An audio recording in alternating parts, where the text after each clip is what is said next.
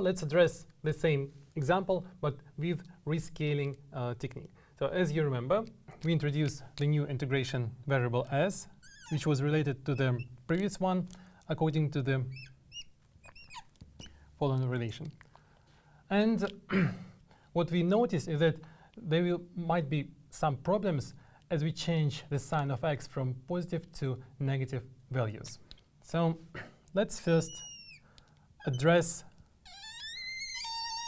the issue of how we could actually change the sign of x. So this is our real axis, which denotes our x. And we seek for asymptotics at large positive, at large negative x. So the first tempting change would be just the smooth change along the real axis from large positive x to negative x. But as we make a change, we cross the point x equals to 0, which is obviously the singular point in our change of variables. So let's try to avoid it. And probably the best way is to change x in such a way that, first of all, its modulus remain large, and it doesn't cross this singularity, the origin. So let's actually change it in the complex plane. And for definiteness, let it be the upper complex semiplane. So we rotate our x as follows, where its argument interpolates between 0 and pi. Also suppose the initial position of the contour, the real axis, is fixed. So the t. So t belongs to the real axis from -infinity to +infinity. So what's going to happen with the s variable?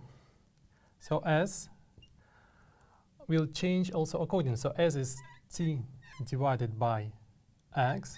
So the argument of t is always 0.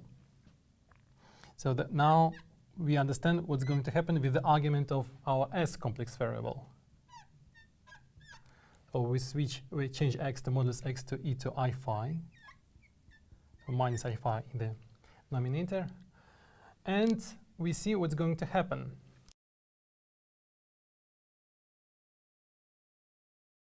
This is our initial position of the contour for positive x. Now x starts rotating, and with this start the rotation.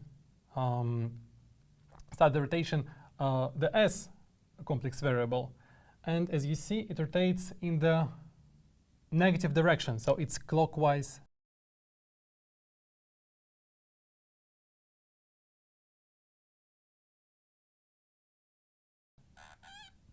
direction, like this. With this, in a quite synchronic way, rotates the position of the pole, because the position of the pole is given by -I/x. And as a result, it also rotates by phi angle in the clockwise direction. So this is the initial position of the pole.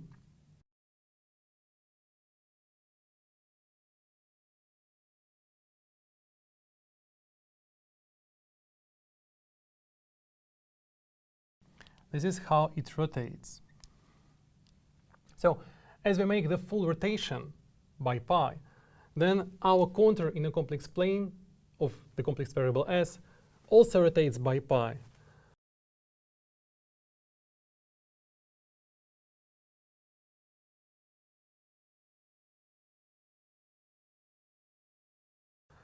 And the final position of the contour would be here,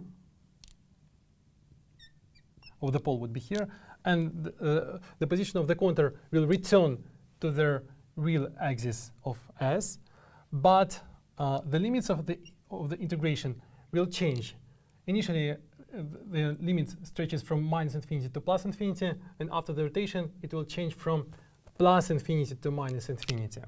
So that's the difference, the subtlety when you perform that kind of rescaling with a scale which can potentially change the sign. So now we understand that the correct representation of our initial integral is that contains additional sine function in front of our integral.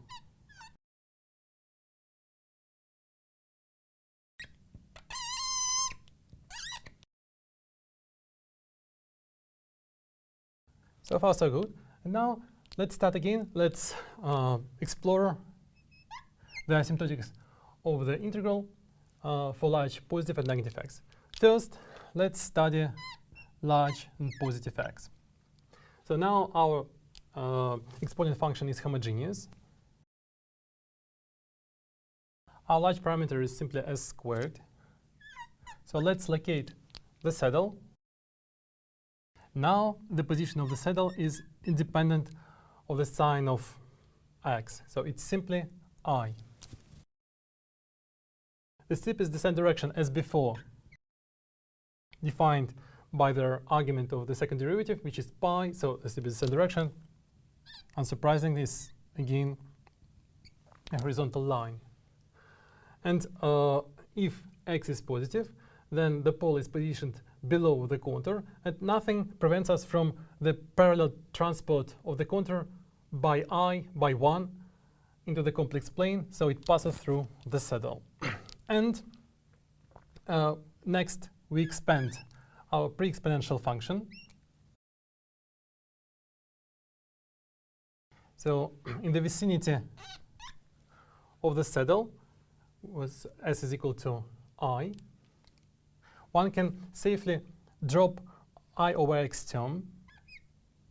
So it's simply 1 over I.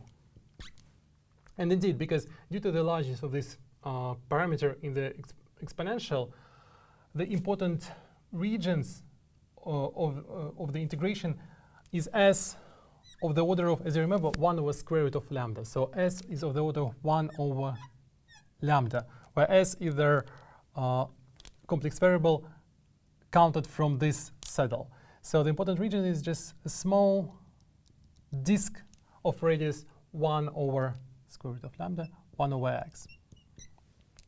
And indeed, that gives us the reason to drop this 1 over x term altogether. And now the integral is again reduced to standard Gaussian, and we can actually use the standard formula for the saddle point approximation, which is square root of 2 pi by lambda,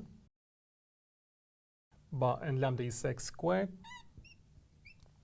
times the value of the pre-exponential function at near the saddle, 1 over I, times the value of the function at the saddle, to just plug in s is equal to I into the exponential, and you get minus x squared over 2. The steepest descent direction angle is 0, so there is no additional argument here. So, and that's it. That's the correct asymptotic. So it's square root of 2 pi divided by ix times the exponential. So it's just as before, as the same asymptotic that we gained from the technique without rescaling. Now, we discuss the case of large and negative values of x.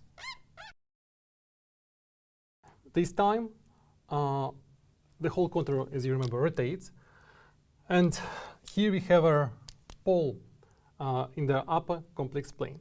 So when we try to deform the contour so it passes through the saddle, we again move it upward, but the deformation hooks up the pole. And in complete analogy with the non-rescaling technique, the correct deformation of the contour would be again the stationary phase horizontal line, the stationary phase vertical line which connects the saddle and the pole, a small circle around the pole, this time in a counterclockwise direction. Again, the vertical leg connecting the pole and the saddle and gliding along the steepest descent direction from the pole. And finally, the second horizontal leg, which glides along the steepest descent direction from the saddle. As before, the vertical legs of the contour cancel because all the functions are single valued here. There are no branch cuts. And the integral is split into the contribution from the pole and the contribution from the stationary phase line gliding through the saddle. Let's first compute the contribution which comes from the saddle.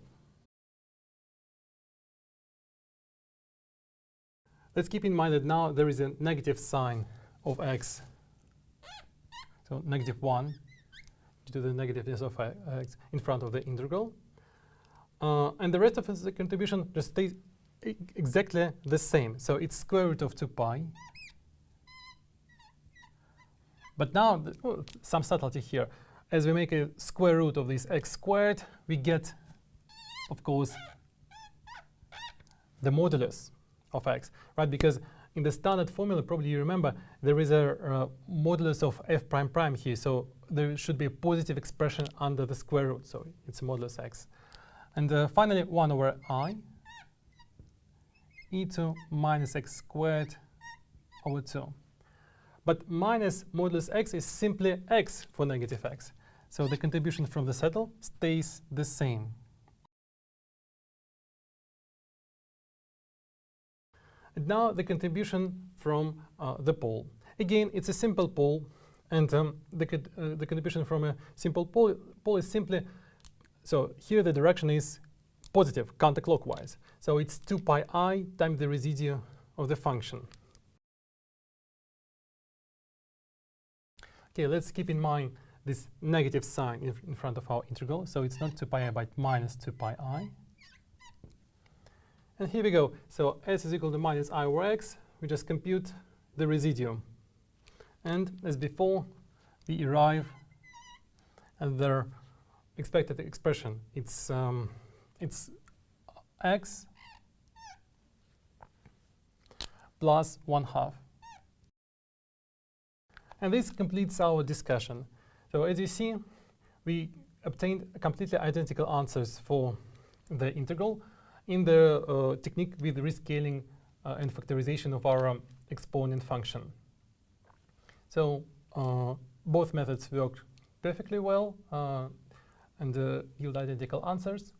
So hopefully you got the main point of this discussion and use both techniques at your will.